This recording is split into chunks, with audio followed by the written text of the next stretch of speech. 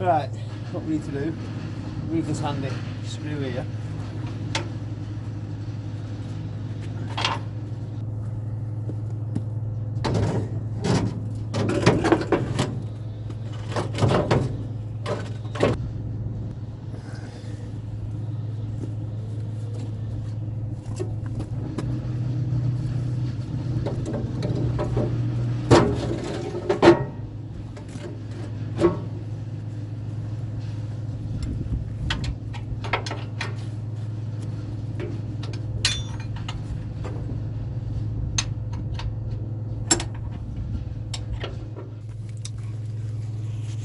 Well, I missed there with the fire extinguisher bracket. I just need to put that on a wee bit of angle or something at the back there.